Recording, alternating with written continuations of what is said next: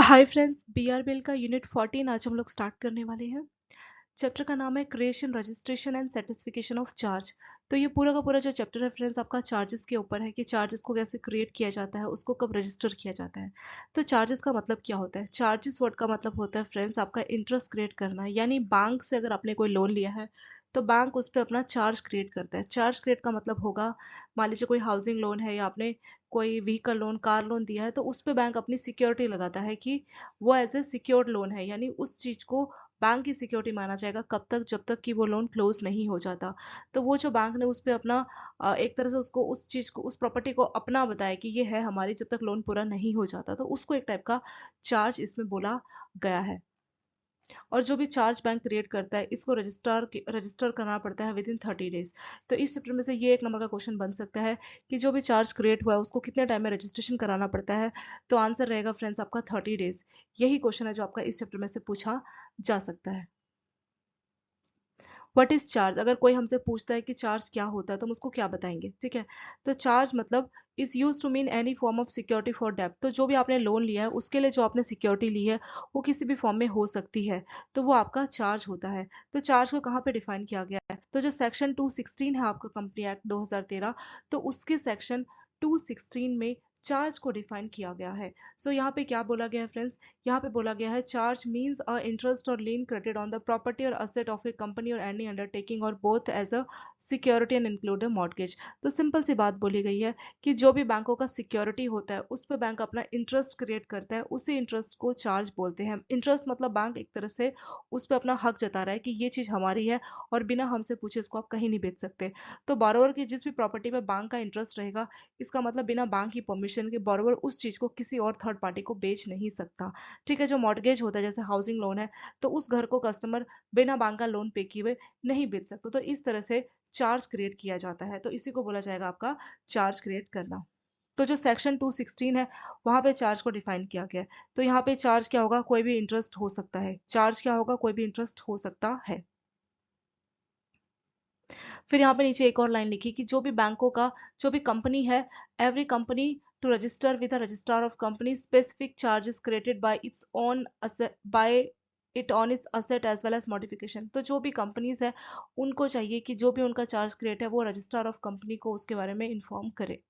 Charge during registration, तो जो section 77(1) है आपका कंपनी एक्ट 2013 वाला, तो वहां पे इसके बारे में बोला गया है। It is the duty of every company creating charge with इन, और कोई भी कंपनी है मान लीजिए वो इंडिया में या इंडिया से बाहर अगर अपनी किसी प्रॉपर्टी या असेट पे कोई चार्ज क्रिएट करा रही है, चाहे वो टेंजिबल हो या फिर इंटेंजिबल प्रॉपर्टी हो, या इंडिया में हो इंडिया से बाहर हो, इससे कोई फर्क नहीं पड़ता, जिस भी टाइप का चार्ज क्रिएट हो रहा है तो उसको रजिस्ट्रार ऑफ कंपनी के पास जाके उसको रजिस्टर करना होता है। तो ये एक मैंडेटरी चीज कंपनी के लिए हो जाती है। फिर यहाँ पे एक चीज बोली गई है कि 2000, ये देखिए यहाँ पे जो आपका 1956 का कंपनी एक्ट है वहां पे बोला गया कि इन सभी चीजों पे कंपनी को अपना चार्ज क्रिएट करना होगा। कंपनी अगर कोई डिबेंचर्स इश्यू कर रही है, ठीक है, तो उसके लिए भी उसको चार्ज क्रिएट करना पड़ेगा। अगर वो अनकॉल्ड शेयर कैपिटल मांग रही है कंपनी का तो चार्ज क्रिएट होगा। कोई भी इमूवेबल प्रॉपर्टी है चाहे इंडिया या इंडिया से बाहर है उस पर भी कंपनी को चार्ज क्रिएट करना पड़ेगा।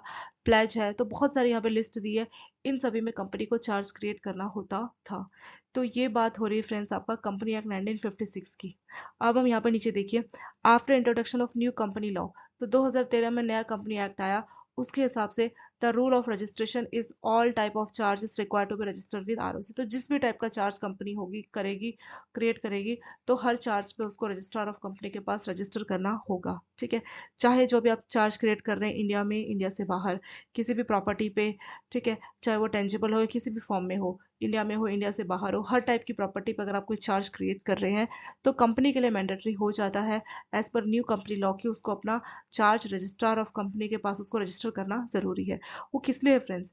तो ध्यान से सोचे, तो ये इसीलिए है ताकि रजिस्टर ऑफ कंपनी को पता लगे कि कंपनी के क्या क्या असेट्स है जिसपे चार्ज क्रिएट किया गया है।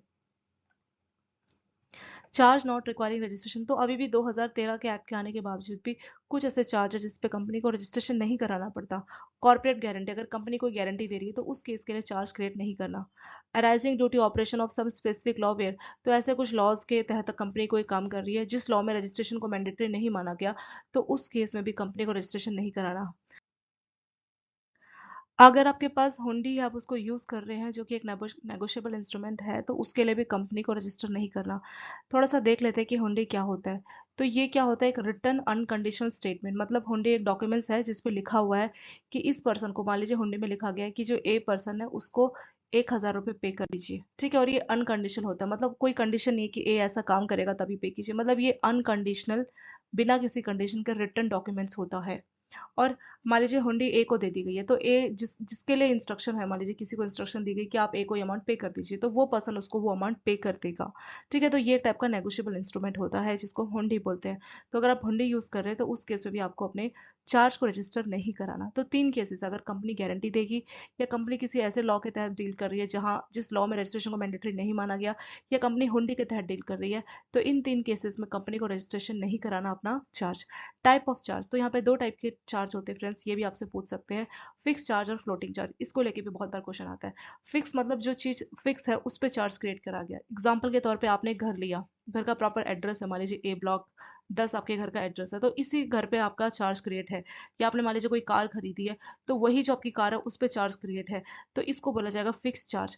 जिस चीज पे चार्ज क्रिएट है वो फिक्स है, उसको चेंज नहीं किया जा सकता। जो घर है प्रॉपर उसका एड्रेस है, कार का मॉडल है, कार का नाम आपको मालूम है, उस पे चार्ज क्रिएट हुआ है, तो इस टाइप के चार्ज को बोला जाता है फ्रेंड्स आपका फिक्स चार्ज। फिक्स चार्ज का दूसरा नाम है स्पेसिफिक चार्ज, मतलब स्पेसिफिक इसी चीज पे ये चार्ज क्रिएट हुआ है, इसीलिए इसको स्पेसिफिक चार्ज बोला जाता है। It extend to specific property or properties of company. तो कंपनी की स्पेसिफिक प्रॉपर्टी की, कंपनी की इसी कार या इसी मशीन या कंपनी के इसी प्लॉट या इसी यूनिट पे, इसी प्लांट पे चार्ज क्रिएट होगा, तो उस टाइप के चार्ज को बोला जाएगा यहाँ पे आपका फिक्स्ड चार्ज। सेकेंड आता है आपका friends floating charge. Floating charge क्या होगा, मान लीजिए आपके पास कोई कंपनी को आपने मान लीजिए वर्किंग कैपिटल के लिए लोन दिया, ठीक है। अब कंपनी क्या कर रही है, डील कर रही है मोबाइल फोन में, वो अलग अलग मोबाइल फोन बना रही है। अभी के टाइम पे उनके पास मान लीजिए 1 लाख मान लेते हैं, उसके पास 1 लाख मोबाइल फोन का स्टॉक है, और उसने जो है कंपनी को सिक्योरिटी दे रखी है मोबाइल फोन की, जो भी हमारे मोबाइल फोन का स्टॉक है ये आपकी सिक्योरिटीज है। अब कंपनी तो बिजनेस करेगी, तो ऐसा नहीं है कि जो मोबाइल फोन है उसको कंपनी बेचेगी नहीं, क्योंकि बेचेगी नहीं तो पैसा कहाँ से कमाएगी और कैसे बैंक का लोन रिपे करेगी। तो इसके लिए जो मोबाइल फोन है ये बिकते जाएंगे, नए फोन बनते जाएंगे, और उस पर बैंकों का चार्ज क्रिएट हो जाएगा। तो ये क्या हो रहा है, ये आपका फ्लोटिंग चार्ज है। मतलब जो मोबाइल फोन पे स्टार्टिंग में चार्ज क्रिएट किया था ये वो नहीं है, वो मार्केट में बिक गए, उसके बदले में नए फोन्स आए हैं, उस पे बैंकों का चार्ज है। तो इस टाइप के चार्ज को बोला जाता है आपका फ्लोटिंग चार्ज। ये स्पेसिफिक नहीं है, मतलब जैसे घर, दुकान, मशीन, तो ये फिक्स है कि इस पे चार्ज क्रिएट है, ये बदल नहीं रहा, पर यहाँ पे क्या वो चेंज होता जा रहा है। खासतौर के जो फ्लोटिंग चार्ज है, बैंक जो वर्किंग कैपिटल लोन देती है और जिसमें कस्टमर अपने स्टॉक्स को एज ए सिक्योरिटी के तौर पे देता है, तो स्टॉक्स तो बिकते जा रहे हैं, नए बनते जा रहे हैं, तो उन स्टॉक्स पे जो बैंकों का चार्ज क्रिएट होता है उसी को बोला जाता है आपका फ्रेंड्स फ्लोटिंग चार्ज। ये आपका बहुत बार पूछा जाता है कि फिक्स चार्ज क्या होता है, फ्लोटिंग चार्ज क्या होता है। जो फ्लोटिंग चार्ज है वो प्रेजेंट या फ्यूचर प्रॉपर्टी, फ्यूचर प्रॉपर्टी मतलब फ्यूचर में जो फोन्स बिकेंगे बनेंगे उस पर भी ये चार्ज क्रिएट होता है, ठीक है। तो ये चीज इसमें बोली गई है। On happening of certain event या कंटीजेंसी, तो ये जो है फिक्स चार्ज में कन्वर्ट होता है। तो फ्लोटिंग चार्ज कब फिक्स चार्ज बनेगा, जब कस्टमर जो है ईएमआई नहीं पे कर रहा होगा, या जो लोन है उसका इंटरेस्ट कुछ भी पे नहीं कर रहा होगा, अकाउंट एनपीए बनने जा रहा होगा, तो उस केस में बैंक क्या करेगा, उन सभी मोबाइल फोन को सील कर लेगा कि अब जो है इस फोन को बेच के हम अपने लोन की रिकवरी करेंगे। तो उस केस में जो चार्ज फ्लोटिंग था वो फिक्स में कन्वर्ट हो जाएगा। तो यहाँ पे लास्ट में वही लाइन लिखी है फ्रेंड्स कि कुछ अगर इवेंट होगा तो उस केस में आपका जो फिक्स चार्ज है वो आपका, सॉरी, जो आपका फ्लोटिंग चार्ज है वो कन्वर्ट हो जाएगा किसमें, वो आपके फिक्स चार्ज में कन्वर्ट इसमें हो जाएगा। फ्लोटिंग चार्ज किस केस में फिक्स चार्ज में कन्वर्ट होगा, तो कुछ केसेस बताएं कि जब लोन है, जो कंपनी का जो लोन है वो, सॉरी, जो डेटर है उसका बिजनेस क्लोज होने जा रहा है, तो जब बिजनेस क्लोज होने जा रहा है तो बैंक अपने फोन्स की कस्टडी ले लेगा और बेच के अपने लोन की रिकवरी करेगा। तो जब कंपनी है वो क्लोज होने जा रही है, ठीक है, तो उस केस में फिक्स चार्ज को फ्लोटिंग में कन्वर्ट कर दिया जाएगा। या चार्ज डीड बनी है और उसमें मेंशन है कि इस केसेस में इस फिक्स चार्ज को, सॉरी, इस फ्लोटिंग को फिक्स में कन्वर्ट कर दिया जाएगा, तो उस आधार पर भी ऐसा हो जाएगा। नेक्स्ट हेडिंग है effect of floating charge becoming fixed और क्रिस्टलाइज। तो उससे क्या होगा, जब फ्लोटिंग चार्ज फिक्स चार्ज बन जाता है तो क्या होगा, तो इससे क्या होगा कि जो चीज फिक्स होगी उसी पे बैंकों का चार्ज क्रिएट हो जाएगा, और उसके बाद के जो भी चार्ज है उस पे इसकी प्रायोरिटी होगी। मान लीजिए फिक्स चार्ज आ चुका है तो उस चीज पे बैंकों का हक होगा, और बाद में कोई इक्विटेबल या कोई और अनसिक्योर्ड क्रेडिटर्स आके अपना हक जताएंगे, तो उनका हक बाद में होगा। पहले जिस बैंक ने अपना फिक्स चार्ज उसको मान लिया उसका लोन का रिपेमेंट होगा, उसके बाद अगर पैसे बचेंगे तो इक्विटेबल चार्ज या बाकी जो अनसिक्योर्ड क्रेडिटर है उनका नंबर आएगा, उनको इस जो फोन्स बचे थे उनके पैसों में से उनको उनका हक दिया जाएगा। ठीक है, तो फिक्स चार्ज में कन्वर्ट होने के बाद इसकी प्रायोरिटी होगी बाकी टाइप के चार्ज से, जैसे इक्विटेबल चार्ज या अनसिक्योर्ड क्रेडिटर्स।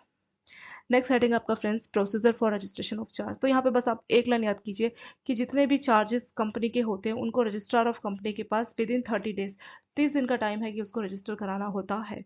तो इसकी बात सेक्शन 77 में की गई है। So as per company act 2013 का सेक्शन 77 यहाँ पे बोला गया है एवरी कंपनी, जो भी कंपनी अपना चार्ज क्रिएट करा रही है उसको चाहिए कि वो उसको रजिस्टर करे। एक स्पेसिफिक फॉर्म होता है जो कंपनी के द्वारा जो है साइन किया जाता है। ठीक है, उस फॉर्म में साइन करके कंपनी को क्या करना होता है, एक टाइम लिमिट है कि उसको उस चार्ज को वो रजिस्टर कराए।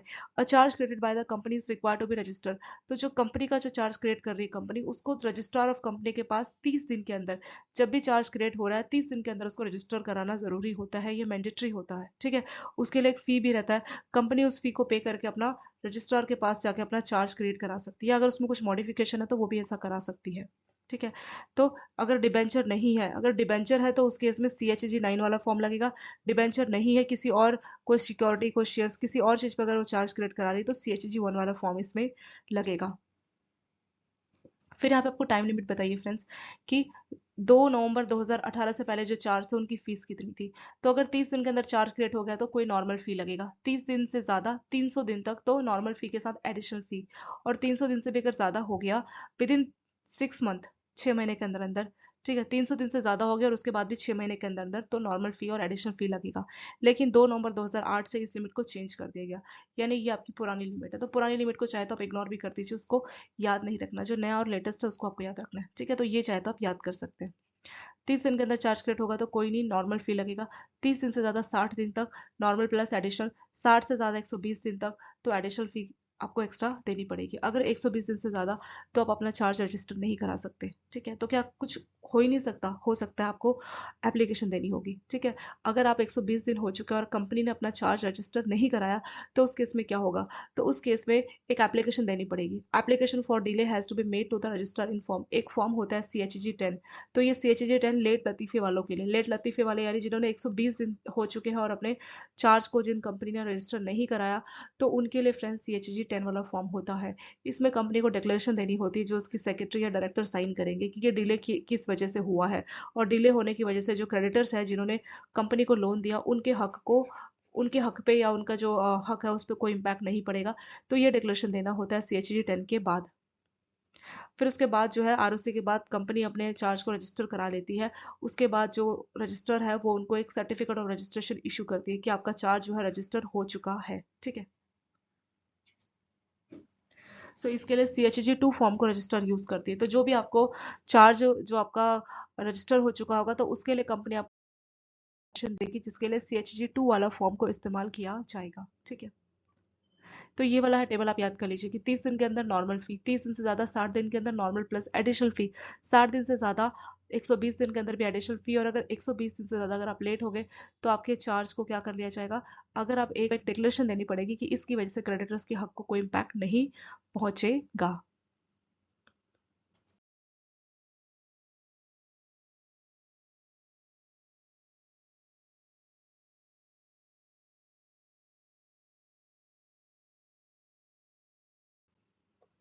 यहाँ पे नीचे देखिए फ्रेंड्स एक लाइन लिखिए कि अगर आप 120 दिन के बाद अगर आप चार्ज को क्रिएट कराना चाहते हैं तो आपको स्पेशल परमिशन लेनी पड़ेगी सेंट्रल गवर्नमेंट से।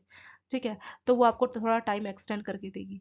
तो सेंट्रल गवर्नमेंट के परमिशन के बाद ही आप इसको करवा सकते हैं रजिस्टर। नेक्स्ट है effect of registration of charge. अगर आपने अपना जो है चार्ज रजिस्टर करा लिया तो उससे क्या फायदा होगा। ठीक है, as soon as charge register, तो जो भी आपने अपना चार्ज क्रिएट किया था उसको आपने रजिस्टर करा लिया और आपको सर्टिफिकेट ऑफ रजिस्ट्रेशन इशू कर दिया गया ROC यानी रजिस्टर ऑफ कंपनी के द्वारा। आपको सर्टिफिकेट ऑफ रजिस्ट्रेशन इशू कर दिया गया।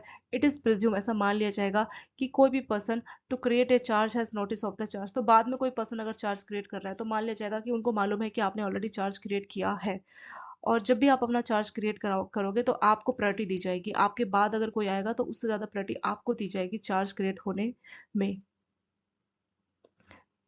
फिर यहाँ पे देखिए, यहाँ पे लिखा गया है कि जो आपका प्रोविजन है वहाँ पे बताया गया है कि एनी सब्सिक्वेंट चार्ज, तो बाद में अगर कोई सब्सिक्वेंट चार्ज होगा, shall not have any right acquired in respect of property before the charge actually registered. तो पहले जो चार्ज रजिस्टर हो गया उसको प्रायोरिटी दी जाएगी फ्यूचर में आने वाले चार्जेस के ऊपर। तो जितने भी फ्यूचर में चार्ज क्रिएट होगा उससे ज़्यादा प्रेफरेंस आपको इसमें दी जाएगी। ठीक है, तो ये यहाँ पे इसमें बताया। इफेक्ट ऑफ नॉन रजिस्ट्रेशन, अगर आप अपने चार्ज को रजिस्टर नहीं करा रहे तो उससे क्या होगा। ठीक है, तो उससे क्या होगा कि अगर मान लीजिए आपने अपना चार्ज तो क्रिएट कराया बट उसको रजिस्टर नहीं कराया, तो उससे क्या इम्पैक्ट होगा कंपनी को। सो सिंपल सी बात है कि अगर आपने अपना चार्ज क्रिएट क्रिएट तो किया था पर उसको रजिस्टर नहीं कराया, तो उस केस में आपको कानून की नज़र में इनवैलिड माना जाएगा। मतलब आपका चार्ज होगा पर फिर भी उसको सिक्योर के तौर पे नहीं कंसिडर किया जाएगा। ठीक है, मान लीजिए कोई कंपनी है जो आईबीसी एक्ट के तहत, इंसॉल्वेंसी एंड बैंक्रप्सी कोड के तहत कंपनी का लिक्विडेशन किया जा रहा है। ठीक है, तो लिक्विडेशन के बाद क्या होता है कि असेट्स बेच के जो भी सिक्योर क्रेडिटर्स है उसको पेमेंट दी जाएगी, पर क्योंकि आपने अपने चार्ज को रजिस्टर नहीं कराया तो आपको, मतलब आपकी एग्जिस्टेंस को ही नकार दिया जाएगा। आपने कोई चार्ज क्रिएट कराया था इस बात को मानने से मना कर दिया जाएगा। क्यों? क्योंकि आपका जो अनरजिस्टर्ड चार्ज है उसको लिक्विडेटर, लिक्विडेटर कौन है, जो आईबीसी के द्वारा अपॉइंट किए गए हैं, इनका काम है कि कंपनी को क्लोज करके उसकी प्रॉपर्टी को बेच के जो है इसको रिकवर किया जाए। तो उस केस में जो आपने अनरजिस्टर्ड चार्ज क्रिएट किया हुआ है तो उसकी कोई मान्यता नहीं मानी जाएगी। यानी कंपनी ने भले ही, मतलब एक तरह से आपको अनसिक्योर्ड क्रेडिटर के तौर पे ट्रीट किया जाएगा। The liquidator would ignore the charge and treat the concern creditor. मान लीजिए किसी बैंक ने लोन दिया, ठीक है, और कंपनी क्लोज होने जा रही है, क्लोज होके उसके लिए प्रॉपर लिक्विडेटर को अपॉइंट किया गया अंडर आईबीसी कोड। ठीक है, तो जो लिक्विडेटर आ गया है, कंपनी में अपॉइंट हो चुका है, तो वो लिक्विडेटर अब क्या करेगा कि जो कंपनी है उस लिक्विडेटर का काम होगा कि जो बैंक है, इस केस में जो है, क्योंकि बैंक ने अपना 400 रजिस्टर नहीं कराया था, तो उस केस में जो बैंक है उसको एक अनसिक्योर्ड क्रेडिटर के तौर पर ट्रीट किया जाएगा और बैंक अपने लोन की रिकवरी नहीं कर पाएगा। तो इसीलिए होता है कि बैंकों का भी कोई अगर चार्ज है कंपनी पे तो उसको रजिस्टर कराना मैंडेटरी हो जाता है। Similarly as per the rule no charge credit by the company shall be taken to account. Same ऐसी है, कंपनी ने भी अगर कोई चार्ज क्रिएट किया था लेकिन उसको रजिस्टर नहीं कराया तो उसको जो है इनवैलिड मान लिया जाएगा। उसको एक मैंडेट चार्ज के तौर पे उसको एग्जिस्टेंस, मतलब उसको मान्यता नहीं दी जाएगी। ठीक है, तो ये यहाँ पे आपका हो गया प्रोविजन में। इसमें आपको बहुत सारे सेक्शन दिए फ्रेंड्स, ये सब आप इग्नोर कर दीजिए, सेक्शन आपको याद नहीं करने। बस एक ये वाला सेक्शन आप याद कर लीजिए। देखिए ये आपको अमाउंट दिया ना, ये वाला।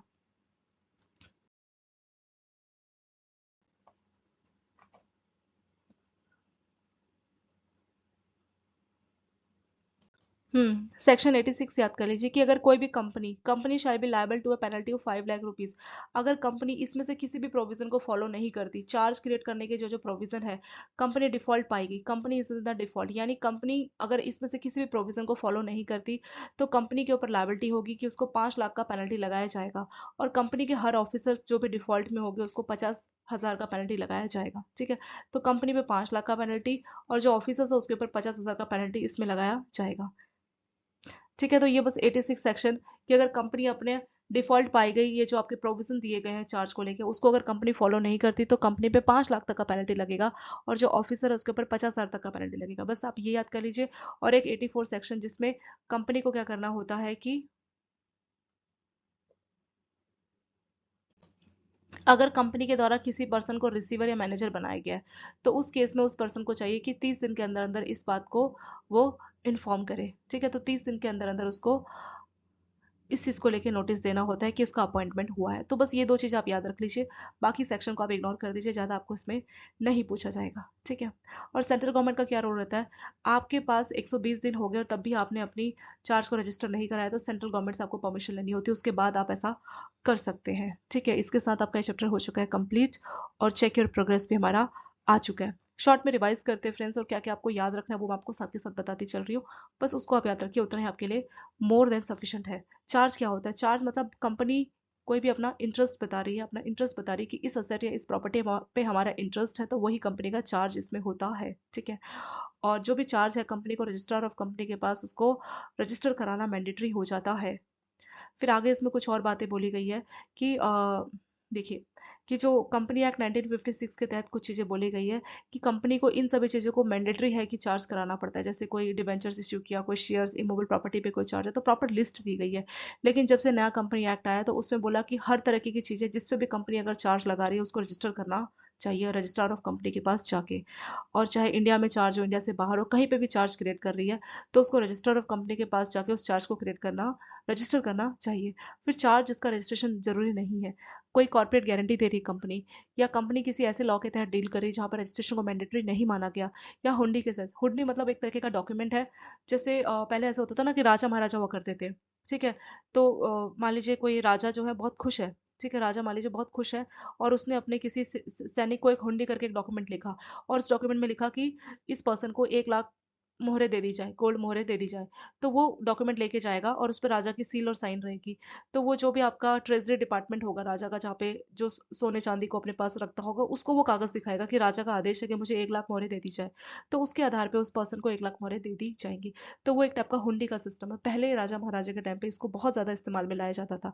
अब तो करेंसी नोट्स आ गया तो इसका जरूरी नहीं है। पहले जब बार्टर सिस्टम ज्यादा हुआ करता था ना, लेन देन, उस टाइम पे इस तरह के इंस्ट्रूमेंट को यूज किया जाता था। इसका नाम हुआ करता था हुंडी। और इसमें बिना किसी बैंक की हेल्प के बिना ही आपको पेमेंट यानी पैसा मिल जाया करता था। उस टाइम पे गोल्ड कॉइन ये सब आपका पैसा ही उस टाइम पे पैसे के तौर पे, पैसे के रिप्लेसमेंट के तौर पे पहले ये यूज होता था। टाइप ऑफ चार्ज, दो टाइप के चार्ज है फ्रेंड्स, फिक्स चार्ज और फ्लोटिंग चार्ज। फिक्स चार्ज मतलब जो चीज है उसी पे चार्ज क्रिएट हुआ, जैसे आपका घर, आपकी दुकान, आपका कार, उस पे चार्ज क्रिएट हुआ, उसको बोलते हैं फ्रेंड्स आपका फिक्स चार्ज। फ्लोटिंग चार्ज किसको बोलते हैं? जो फिक्स नहीं है उसको फ्लोटिंग चार्ज बोला जाएगा। एग्जाम्पल के तौर पे आपके पास कुछ स्टॉक्स है, कुछ सामान है, और उस सामान पे आपने अपना चार्ज क्रिएट किया है, तो उस टाइप के चार्ज को बोला जाता है आपका फ्लोटिंग चार्ज। नेक्स्ट है when floating charge become fix charge. तो किस केस में फ्लोटिंग चार्ज को फिक्स चार्ज बना लिया जाएगा? अगर कोई इवेंट होगा तभी ऐसा होगा, जैसे कस्टमर लोन नहीं पे कर रहा, या जो कंपनी है वो लिक्विडेशन में जा रही है, तो उस केस में अगर बैंक ने कोई चार्ज क्रिएट किया है तो उस केस में वो उसको फ्लोटिंग को फिक्स में कन्वर्ट करा लेगी। अगला procedure for registration of charge. तो कंपनी एक्ट 2013 में बोला गया कि अगर कंपनी ने कोई भी चार्ज क्रिएट किया है किसी चीज पे, तो पक्के से उसको रजिस्टर कराना होता है विद इन 30 डेज। तो 30 दिन का टाइम होता है। तो प्रॉपर यहाँ पे पहले की पुरानी टाइम लिमिट दी गई है, पर पुरानी चीजें जो एक्सपायर होगी उसको आप इग्नोर कर दीजिए, क्योंकि 2018 से पहले ये सिस्टम लागू होता था। 18 के बाद से जो लागू होता है वो आप याद रखिए, जो लेटेस्ट है, जो पुराना है इसको आप इग्नोर कर दीजिए। तो लेटेस्ट क्या बोला है कि 30 दिन में अगर आपने चार्ज क्रिएट कराया तो नॉर्मल फी, 30 दिन से ज्यादा 60 दिन तक तो नॉर्मल फी प्लस एडिशनल फी, 60 दिन से ज्यादा 120 दिन तक तो नॉर्मल प्लस एडिशनल, 120 दिन से ज्यादा तो आप रजिस्टर ही नहीं करा सकते। इसके लिए पहले आपको सेंट्रल गवर्नमेंट का अप्रूवल लेना पड़ेगा। अप्रूवल के बाद आपके पास CHG 10 फॉर्म है, वो आपको देना पड़ेगा, और एक सेक्रेटरी के द्वारा या कंपनी के डायरेक्टर द्वारा साइन डिक्लेरेशन की इसकी वजह से जो क्रेडिटर है उसको कोई इंपैक्ट नहीं पड़ेगा, उसके बाद ही आपको रजिस्टर कराया जाएगा। RAC आपको एक सर्टिफिकेट ऑफ रजिस्ट्रेशन इशू करेगी, जो कि आपका होगा CHG 2। ठीक है। नेक्स्ट हेडिंग आपका effect of registration of charge. तो आपने अपना चार्ज रजिस्टर करा लिया, तो इससे क्या होगा, आपको बाकियों से प्रायोरिटीज दी जाएगी। तो जो जैसे आपने रजिस्टर कराया तो उसकी प्रायोरिटी ज्यादा ऊपर मानी जाएगी। भले आपने सिक्योरिटी को अपनी कस्टडी में पहले ले लिया था, तो जो भी पहले रजिस्टर कराएगा उसको जो है प्रायोरिटी दी जाएगी। तो इस तरह से आपका रजिस्ट्रेशन कराने से आपको फायदा होता है कि आपको बाकी क्रेडिटर से प्रायोरिटी मिल जाती है। अगर आप नॉन रजिस्ट्रेशन कराओगे तो क्या होगा, अगर आपने चार्ज तो क्रिएट किया पर उसको रजिस्टर नहीं कराया, तो इससे आपको एग्जिस्टेंस आपकी आपने जो सिक्योरिटी पे चार्ज क्रिएट किया इस बात की एग्जिस्टेंस पे ही खतरा होगा, मतलब आपको इग्नोर कर दिया जाएगा। मान लीजिए IBC कंपनी, कोई भी कंपनी पे आपने चार्ज क्रिएट किया, वो कंपनी बंद होने जा रही है, और बैंक ने मान लीजिए कोई लोन दिया और उसको जो भी लोन दिया उसको बैंक ने रजिस्टर नहीं कराया, ROC के पास या कंपनी के पास कुछ रजिस्टर नहीं कराया, तो उस केस में आपके लोन की कोई भी मान्यता नहीं मानी जाएगी। जो भी कंपनी ने लोन दिया उसको एक अनसिक्योर्ड लोन माना जाएगा। अनसिक्योर्ड क्रेडिटर मतलब जिसके पास कोई सिक्योरिटी नहीं, भले आपके पास सिक्योरिटी है पर आपने उसको रजिस्टर नहीं कराया, तो उस केस में आपकी सिक्योरिटी को अनसिक्योरिटी के तौर पर ट्रीट किया जाएगा कि ये तो अनसिक्योर्ड लोन इसमें हो गया। फिर कुछ प्रोविजंस यहाँ पे दिए, ज्यादा प्रोविजंस दिए हैं, ज्यादा आप इग्नोर कर दीजिए, आपको याद भी नहीं रहेगा और इसमें से क्वेश्चन भी नहीं पूछते। ये बस याद कर लीजिए। 86 मतलब अगर कोई चार्ज वाले प्रोविजन को नहीं मानेगा कंपनी, तो उसको 5 लाख तक की पेनल्टी होगी, और जो ऑफिसर है उसको 50,000 तक की पेनल्टी पे करनी पड़ सकती है। ठीक है, इसके साथ आपका लेटर सम अप आपका आ चुका है।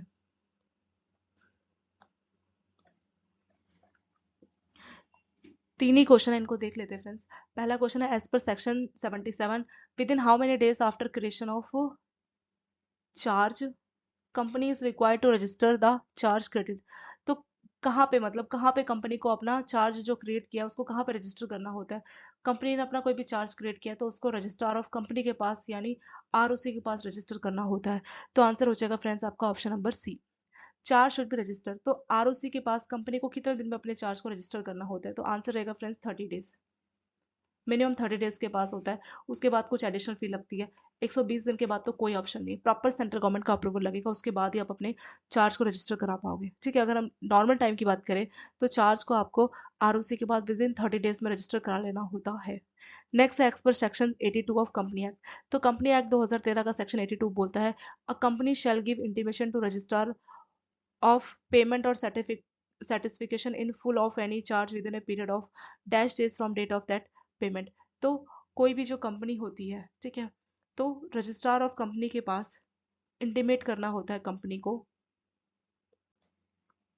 देखिए, अ company shall give intimation to registrar of payment और satisfaction in full of any charge with in period of 30 days from the date of payment. मान लीजिए कंपनी ने कुछ पेमेंट कुछ भी किया है, तो उसके रिगार्डिंग रजिस्ट्रार ऑफ कंपनी को 30 डेज में उनको इंटीमेट करना होता है, विद इन 30 डेज। तो यहाँ भी आपका फिर से वही हो जाएगा, 30 दिन के अंदर अंदर चार्ज क्रिएट कराना 30 दिन। कोई पेमेंट हुआ तो उसके रिगार्डिंग अगर आप कोई पेमेंट की इन्फॉर्मेशन दोगे, रजिस्ट्रार को इंटीमेट करोगे, तो उसके लिए भी आपके पास 30 दिन का टाइम ही होता है। चैप्टर बहुत छोटा सा था, सिंपल है, ज़्यादा डिफिकल्ट नहीं है। चार्ज क्या होता है, कंपनी कैसे क्रिएट करती है, और यहाँ पे रजिस्ट्रार ऑफ कंपनी को कितने टाइम में इन्फॉर्म करना होता है रजिस्टर करने के लिए अपने चार्ज को। तो आंसर रहेगा फ्रेंड्स आपका 30 डेज। इसके साथ ये चैप्टर आपका हो चुका है complete. Thank you so much for watching this video.